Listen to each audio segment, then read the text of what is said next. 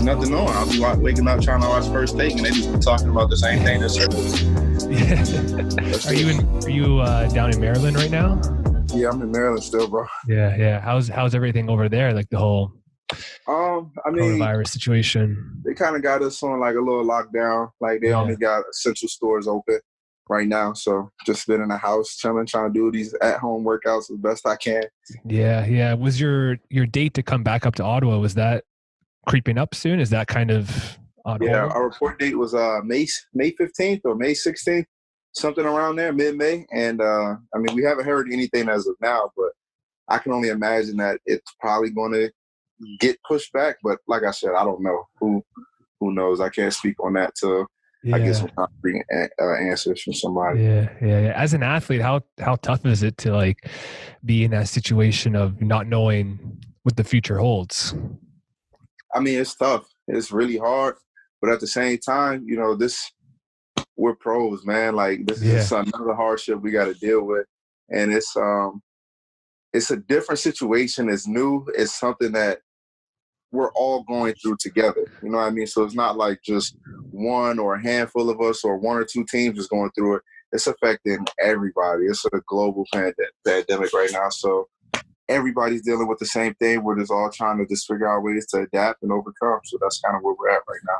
Yeah. And that's got to be like, because so many times as an athlete, you probably go through things and you feel alone, right? Like you feel like you're the only one going through it, for example. And when you have kind of that mentality of everyone's in the same boat, let's all work together. It probably translates a lot to the football field. When you have a football team that works really well together, you're able to get to your goal. In your case, obviously the Grey Cup, a lot easier or more efficiently than a team of 53 individuals that don't work together.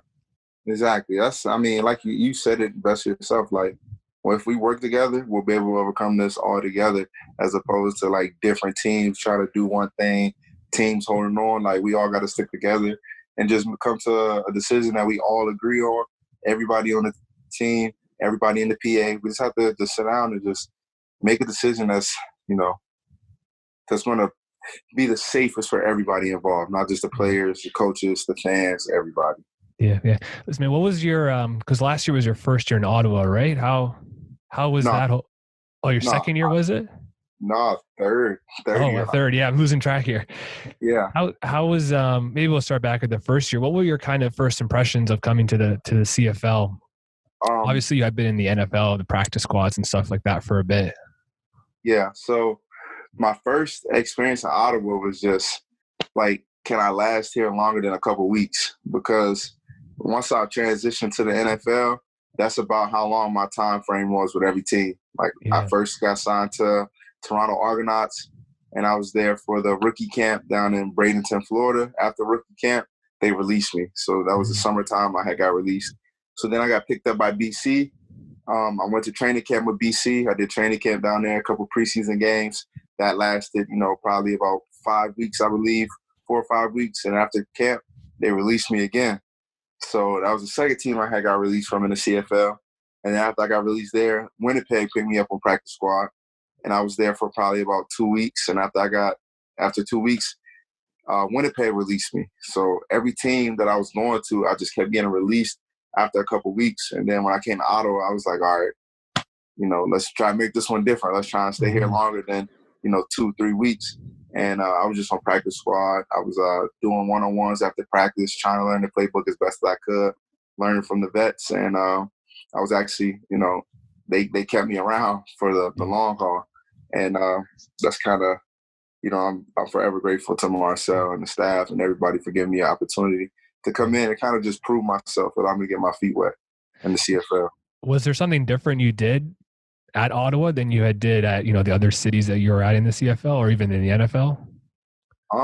No, it wasn't anything different. It's just sometimes you just got to find a fit that's for you. And some of those other teams just weren't my fit. Like I knew what I was capable of. I know what I'm capable of. I just needed to find a place where I could show that. And unfortunately, some of those other teams, that wasn't the place for me to showcase my abilities.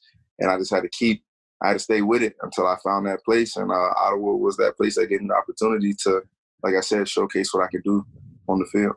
And by fit, you mean like playbook or coaching staff or personnel? Is it everything all mixed into one? Yeah, it's a whole mix of everything. There's got to be, you got to fit in with the team first and foremost. The guys got to accept you, got to gain trust of your quarterback.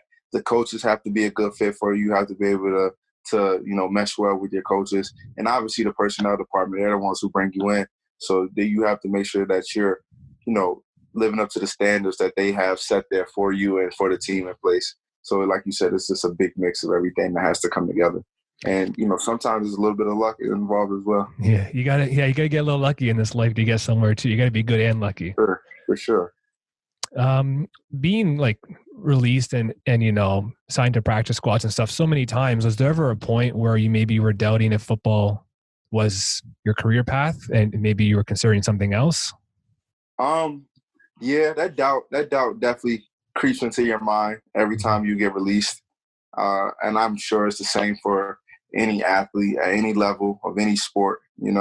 Once you hear the words from someone like, we're going to release you, you're just down at that moment. You're like, all right, forget this. I'm giving up on it. That doubt creeps into your mind.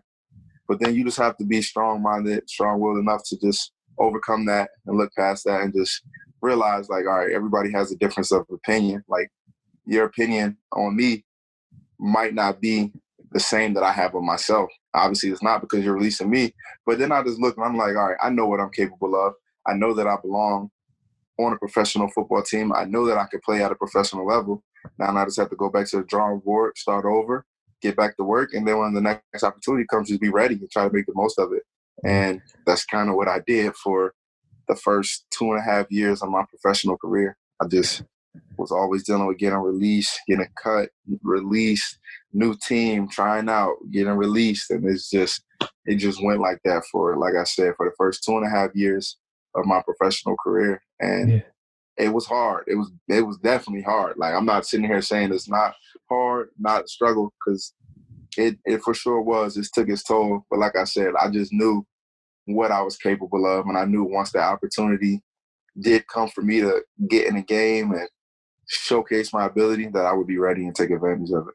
Does it get I know obviously it's not easy in regards, but does it get easier at the more times it happens, or does each one sting the same? Every time. And no matter from the first time that I got released to my very last time with Winnipeg, like, it all hurts the same. Like, you go out there, you give your maximum effort, you put everything, your best foot forward. And for someone to still tell you, like, we just don't think this is the fit, or we don't know if you're ready for this level, like, it hurts all the same. And I know you grew up in a military family, correct? And was your dad in the military? Both parents. Yeah. And you obviously probably were moving all across the world, or at least over the USA and stuff. Mm-hmm. How did that kind of prepare you for, going to different cities? Because you've probably been to handful of cities across the NFL and CFL. Was there anything that like kind of crossed over from being a child and moving around the world that helped being moved around the NFL or CFL? It's actually funny. Like, I did grow up in a military family, and when I was young, we moved around. I was born in Germany, and after Germany, that's when I came to the States, and we kind of bounced around Maryland a little bit. Mm-hmm. But aside from that, like, I was pretty much stable. Like, we lived my parents still in the same home. They've been there for the past, I'd say, 22 years now. About 22 years now. So that part of it, like, that was somewhat new, moving around the country, moving to different teams. But as far as the structure that I grew up with in a military family, that's one thing that definitely stayed with me every time I went to a new city. Just that structure of being level-headed, like, all right, like, you got to just take this on the chin, just pack up, go ahead, go to your next city and just take it like a man and just put your best foot forward. So that's one thing that my parents and the military lifestyle definitely prepared me for when I got to this professional level. How early into your sporting career did that kind of like military lifestyle start creeping up? Oh, as soon as I started playing. Yeah. That's just something, like, that was just one thing that I was at an advantage with, because, like, some of the things that I was able to learn from being raised in a military household, are some of the lessons and morals that a lot of my teammates, a lot of friends that I grew up with didn't necessarily have, like the discipline, like waking up on time, being where I needed to be ahead of time, not having to be told the same thing over 3 and 4 times. But when I was little, we got one time, my dad told us once, if you didn't do it, well, some consequences were coming. I didn't know exactly what the consequences were, but I knew something was coming. You So didn't want to know. yeah, exactly. I didn't want to find out. So I was always prepared, I would say. And that's one of the morals that definitely, and lessons that definitely still hold true to this day from being raised in a military family. Yeah. For someone that obviously wasn't grown up, like for other athletes or, younger kids, whatever, that haven't grown up in a military family, but a lot of the values that they strive to go towards, they just don't know how to get there. What kind of advice would you give them to kind of get started? I guess mostly when I think of a military family, the biggest thing that like jumps to my mind is like discipline, because they're so disciplined. You're just doing your job, right? There's just no excuses. Just like you said, next foot forward. For someone that's struggling right now and really wants to get more discipline, what kind of advice would you give them? I mean, I would say, like, especially at the professional level, there's such a small margin of error. Like the window of opportunity is so small. Everybody is talented at that level, and the margin of error is so small. And you don't want that small margin of error to be the reason why you lose out on an opportunity or why you miss out on an opportunity. You could be the most talented person in the room, but if you have an issue with showing up on time, that does you no good. Coaches are going to just release you and move on to the next person. So, like I said, like having that discipline, making sure that you're on time, making sure that you're giving your best foot, making sure that you're not being outworked, like things like that. Those are just things that you can't be coached. Like coaches don't go for players to teach them how to be on time, to teach them, how to give the best effort. Like coaches don't have time for that at that level. They're there to teach you the X's and O's, learn the playbook, and go out there and make plays. So if you're adding that stress to a coach's life, they're just not going to deal with you. So make sure, like I said, that you're always prepared, that you're always disciplined, you're putting your best forward, and then everything else will fall into place. Yeah, you said like you mentioned like being released and stuff. How does that process come about? Do you have a one-on-one conversation with each of the head coaches of the teams you're at, or what is that? Because I'm from somebody from the outside that obviously wasn't involved in professional sports. That seems like a pretty like daunting event to go through, like sitting down with the coach and being released. I mean, it's tough. Every team does it differently. Sometimes it's the head coach. Sometimes you'll speak with the GM. Sometimes you'll speak with the director of player personnel. Like it varies, but I've experienced all of them. I've experienced from the head coach to GM to scouting department guy. Like I've experienced it all. So I kind of, unfortunately to say, I have a good experience with that. Like I know how it is. I know how it feels. And like I said, it doesn't get any easier.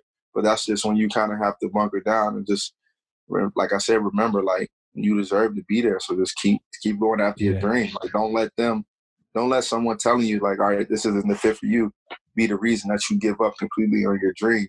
And I was at that point where I almost was at the end of my rope and wanted to give up, but I never did. And I just kept putting my best foot forward, like I said. And now I'm in a position where, I've been able to establish myself and kind of get a foot in the door and really be able to showcase my ability here in Ottawa. Yeah. All those, adverse situations that you kind of went through, that's kind of what shapes you as a person, as an athlete. Probably every situation was unique and you might have been released for a different reason. But each of those, releases or each of those experiences shaped you for who you are right now. You probably wouldn't be the athlete or person you are without going through all that adversity. Oh, for sure. Adversity makes you stronger. Adversity, like when I'm in these situations now, I know what it's like to have been cut. I know what it's like to lose your job, and I just don't want to go back to that. Like I went through that for 2.5 years. I know the struggle. I know how hard and daunting it is on you mentally, physically. So I never want to get back to that situation, which is why I work as hard as I do now. I make sure that I'm outworking everybody because I don't want to be back in that situation where, I have to get that call to the office. Like I don't want to go through that again, experience that again. I've dealt with that. I've experienced it enough. Now I'm looking forward and how I can be better. And like this now, give advice to younger kids and younger up and coming athletes who are in colleges and universities trying to take that next step. Like I've been through that experience. I have that knowledge, and now I can give that and pass that on to these younger cats who are trying to come up now. Yeah, a lot of them are going through, whether it's like scout, obviously, with the sports world being on hold now, it's kind of weird, but a lot of them were going through like scouting assignments and stuff like that, like combines and stuff. I got to imagine for you probably had a lot of experience with that too. Even I would argue that maybe every time you go to a new team, it's like a new trial, right? Like you're trying to prove yourself, and it's got to be pretty daunting. I know you spent a lot of time with the Saints down in New Orleans, and I couldn't even imagine being in the same building as Drew Brees, never mind on the same field with them or catching passes or working out with them. How do you manage like the emotion of like being around the most elite NFL athletes, and trying to like balance, playing freely and not worrying about mistakes, but on the other hand, it's pretty hard to ignore those thoughts, right? Like you probably think like one mistake is you ruin your chance. For sure. Especially I came from a little school. I went to University of New Hampshire. Not too many people are familiar with, UNH and the FCS and things like that. So when I got to the NFL, the big lights, the bright lights, like you said, the Drew Breeses, Marcus Colston, Brandon Cooks, guys like that, like I was just in awe. I was so shell shocked. In my first experience with Drew Brees, I went up to him, kind of introduced myself. He said something. I was like, "Yes, sir." Yeah. And he looked at me. He was like, "Don't call me that. Like, I'm not, yes, sir. Like, my kids call me that. Like, I'm your teammate. Like, call me Drew." And that's when it really hit me. Like, yeah, this is Drew Brees, but like, this is my teammate now. You know what I mean? Like, we work together. Like, you belong on the same field as him. I belong. I'm there for a reason. And once I kind of got past that, like that was kind of a big stepping stone, like getting to that level. But once I got past that and I realized like I belong there, and I was able to start getting comfortable and get back to just playing football, like realizing, yeah, I'm playing football with some of the top professionals in the business, and that's because I belong there. And then I was able to start playing more freely and open up and just get back to playing my game and doing a lot less thinking. And like you said, every time you go to a new team, it's the same thing. Like when I first came to Ottawa, you got guys, you had Brad Sinopoli, got somebody like that, Deontay Spencer, dudes like that. And you're like trying to prove yourself. But at the same time, I have to realize like, yeah, like these are my teammates. Like I need to be more concerned with earning their trust as opposed to trying to prove my worth. Like once I earn their trust, that's when the game is easy. Like once I was able to line up next to Deontay, and Deontay knew what I was doing, Deontay trusted me to make my block, I could run my routes, guys like Brad, things like that. Like that's when things started to get easy, and that's when I started to come into my own. So once you get past that, being a deer in the headlights, that's when the game slows down, gets a little bit easier for you, for sure. Yeah. The trust is I feel like it's such like an underappreciated part of football and sports in general, especially in football when you have such a huge roster and you have, I guess in the CFL it'd be 12 guys in the field each side, but normally 11 in the NFL or college.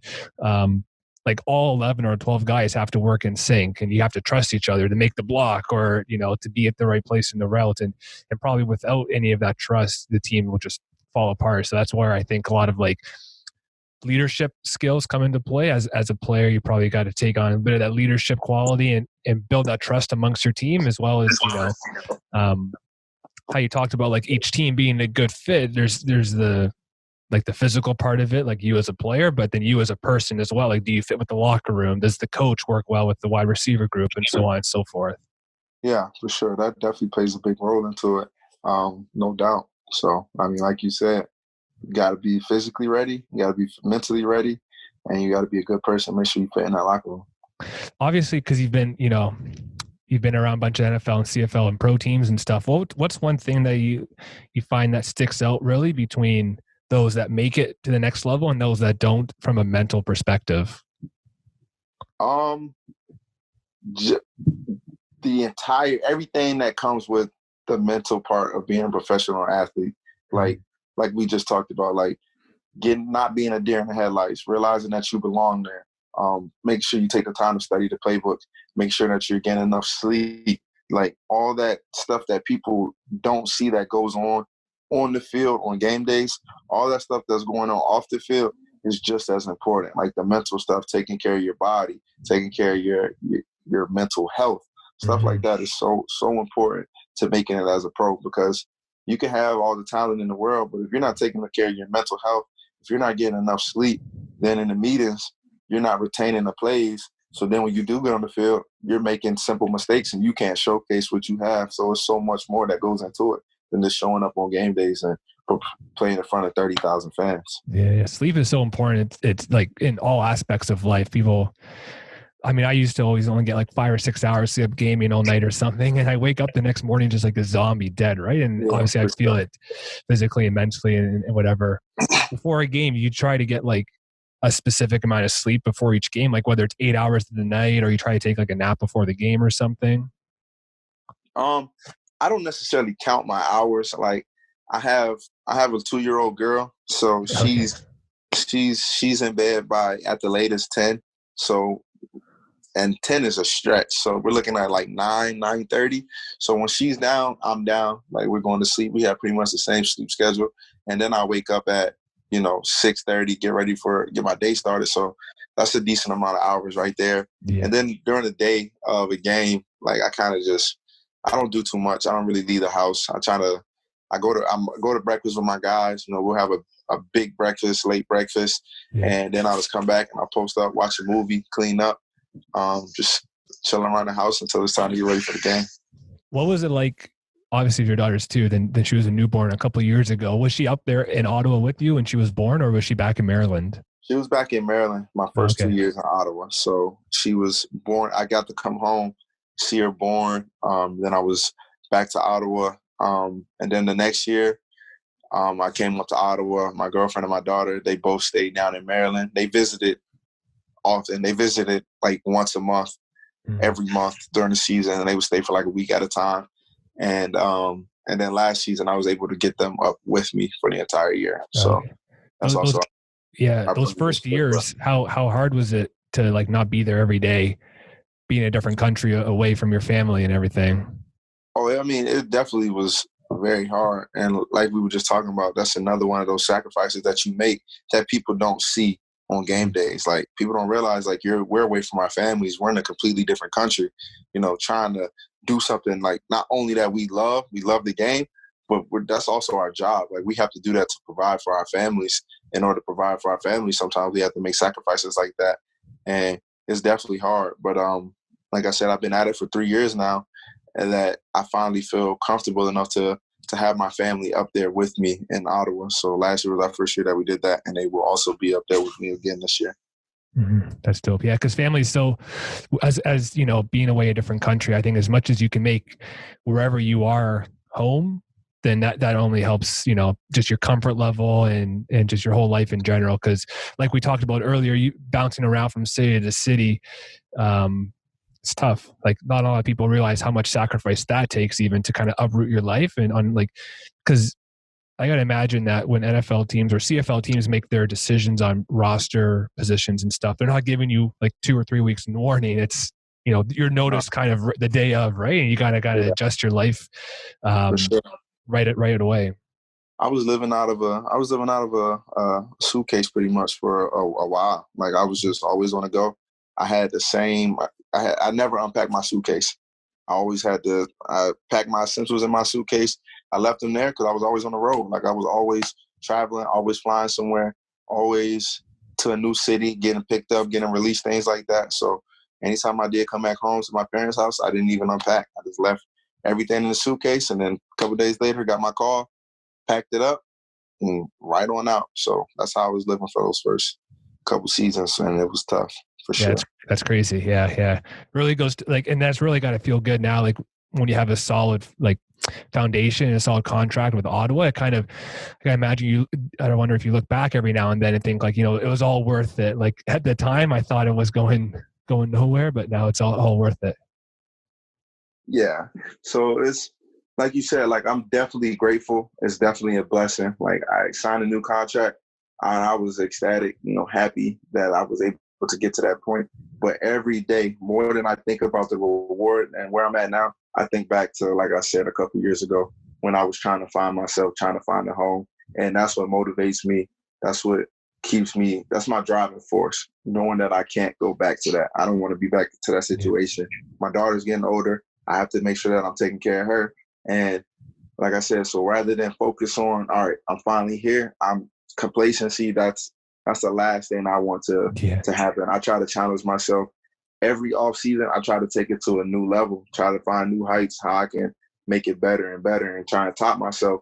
And I always say, like, my only competition is literally myself. Like, I'm not competing against all these other guys right now. Like, that's not my competition. My competition is myself. Like, how can I challenge myself to be the best possible version of myself and try to take it to a new level? So that's where I'm at now. And like you said, like, having that foundation, like, I want to have a even more solid foundation. And like I said, my driving force is just going back thinking, like, all right, you've had this taken away from you before. Don't let it happen again. Yeah, because the complacency, I you read about it all the time, I guess. Obviously don't see it firsthand, but I was watching a video on YouTube the other day with Sam Mitchell, former NBA coach, and it was from like 2017, 2018, where he had like all the high school top-ranked guys like DeAndre Ayton and Tyler Hero and Zion and all those guys and everything. And he's like, nobody cares you're ranked 1, 2, or 3 or whatever. Like, the guys that are ranked below you, they have that extra chip on their shoulder and they're coming for your spot, right? Which I'm sure you kind of experienced yourself being undrafted and being on practice squads. So you have that extra chip on your shoulder. And now kind of it's a bit of a reverse situation where there's guys that are undrafted practice squad that are not coming for your position on the roster. So it's funny how everything's full circle, I guess, in life. For sure. And it benefits me that I've been able to be on both sides of the spectrum, you know? So I know that grind that the young guys are going through. And now I'm also at a spot now where, like you said, I have a solid foundation. So I'm able to see it from both sides. And that's where you kind of have to be able to dial it back a little bit and meet somewhere in the middle and just have that crazy ultimate drive where you're just going hard every day in the off season, trying to better yourself, put yourself in a great situation for a training camp and the season rolls around. Last thing I want to ask you, I wanted to go back a bit to like when you're with NFL teams and you're trying to make the roster, right? And say you're running a route and it doesn't go the way you want, or you drop a catch or something. What's something that you do immediately after to kind of get yourself back on track? I think for a lot of athletes, they struggle with, if they make a mistake during the game, then they start to doubt themselves. Then they're more prone to make the next mistake and then the next mistake and next mistake and so on and so forth. Yeah, for me personally, like, I always want to be that guy to make the play. Like, that's always been me. Like, I always want to make the play. So I don't let one bad play get me down, because I know that you just have to know there's going to be another opportunity. And the worst thing that you can do is have 2 bad plays in a row. So that's how you have to look at it. Like, never 2 bad plays in a row. Like, just make up for it. You're going to get another opportunity. And when that comes back around, just be prepared for it and just make up for it. And people are always going to remember, like, they're going to remember that big play that you make. Like, you might have a drop, but if you come back the next play and you score a big touchdown, like, all right, you made up for it. So that's how I look at it. Like, you just let it go. It's going to come back to you. And when it does come back to you, just be ready for it. Yeah. That's dope.